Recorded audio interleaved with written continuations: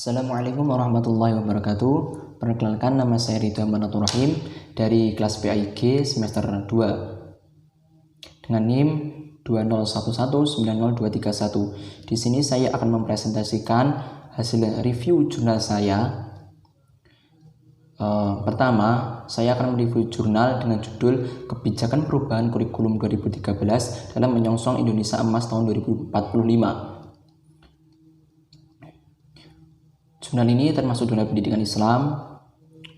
Tanggal review 13 Mei 2020. Penulis Imam Mahali, Fakultas Ilmu Tarbiyah dan Keguruan UIN Sunan Kalijaga, Yogyakarta. Garis besar isi jurnal ini dimaksudkan untuk mengungkap dasar kebijakan perubahan kurikulum 2013, elemen-elemen perubahan dan implikasi perubahan kurikulum 2013 dalam sistem pembelajaran.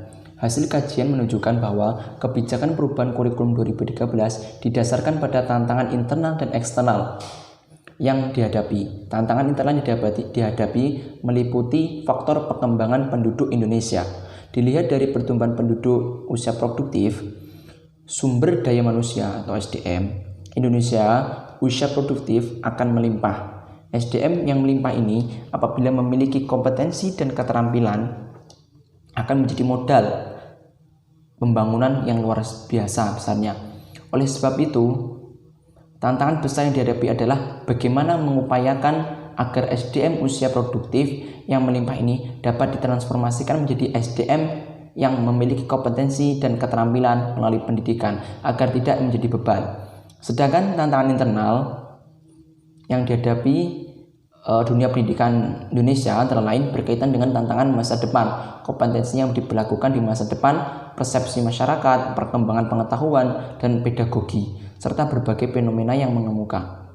Kebijakan kurikulum 2013 dimaksudkan untuk menyempurnakan berbagai kekurangan yang ada pada kurikulum sebelumnya. Oleh karena itu, perubahan kurikulum 2013 dalam rangka menyiapkan generasi yang produktif, kreatif, inovatif, dan afektif pada 100 tahun Indonesia Merdeka, yaitu tahun 2045, yang sering disebut dengan Indonesia Emas.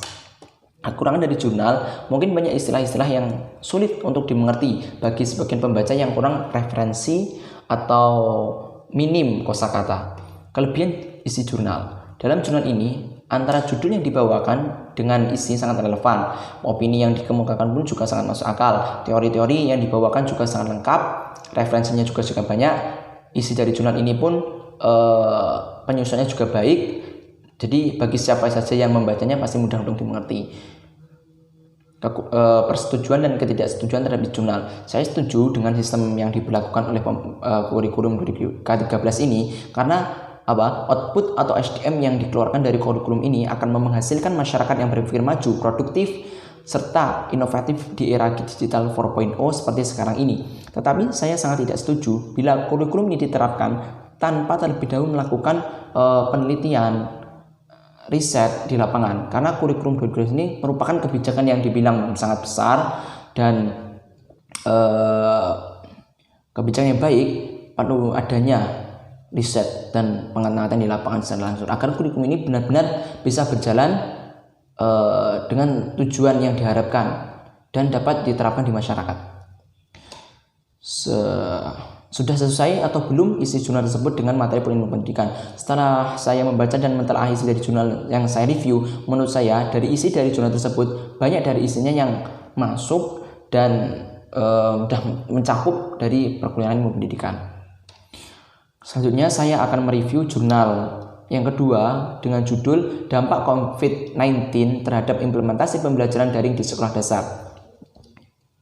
Penulis Wahyu Ajiwatmadewi dari Universitas Kristen Satya Wacana. Garis besar isi jurnal. Berdasarkan hasil dari saya membaca jurnal di atas bahwa dampak COVID-19 terhadap implementasi pembelajaran daring sekolah dasar dapat diberlakukan dengan baik. COVID-19 begitu besar dampaknya bagi pendidikan. Untuk memutus rantai penularan pandemi COVID-19, pembelajaran yang mulanya biasanya dilakukan di bangku sekolah, di perkuliahan, sekarang dialihkan belajar di rumah, stay at home, dengan menggunakan berbagai macam aplikasi seperti Google Classroom, Google Dokumen, Google Form, maupun grup WhatsApp. Kegiatan belajar dapat berjalan baik dan efektif sesuai dengan kreativitas guru dalam memberikan materi dan soal latihan kepada siswa. Dari soal-soal latihan yang dikerjakan oleh siswa dapat digunakan untuk nilai tambahan.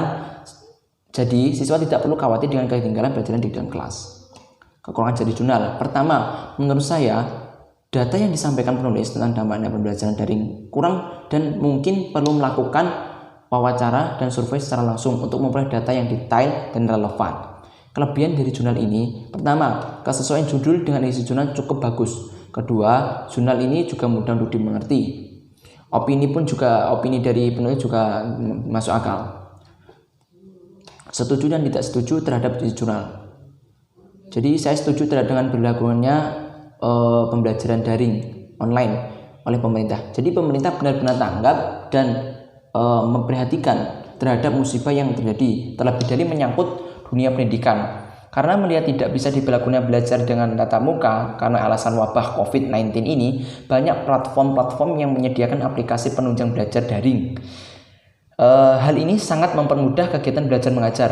Akan tetapi, ini sangat tidak saya setujui bila dengan pembelajaran daring ini malah memberatkan siswa. Contoh, bagi siswa yang hidupnya di pedesaan, mungkin pelosok ya, untuk mendapatkan sinyal juga susah. Orang tuanya pun mohon maaf bila ada yang kurang atau kebutuhannya juga pas-pasan, mungkin akan sulit untuk memberatkan untuk melakukan belajar daring ini. Contohnya untuk membeli paketan, kuota, dan lain sebagainya. Oleh karena itu perlu perhatian dari pemerintah untuk menyelesaikan persoalan ini. Lalu tugas yang sangat berlebihan itu juga kurang setuju bila guru itu memberikan tugas dengan bisa dibilang sangat berlebihan. Itu sangat memberatkan bagi siswa. Kesesuaian isi jurnal terhadap materi perkuliahan ilmu pendidikan. Menurut saya dari jurnal ini isinya juga sudah mencakup banyak materi-materi perkuliahan ilmu pendidikan. Mungkin itu saja yang dapat saya sampaikan. Kurang lebihnya saya mohon maaf apabila ada kata-kata saya yang kurang pas atau kurang baik, mohon untuk dimaklumi dan dimaafkan.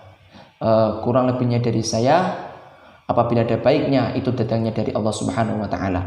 Wallahul muwaffiq ila aqwamit thoriq. Tsumma afwa minkum. Assalamu alaikum warahmatullahi wabarakatuh.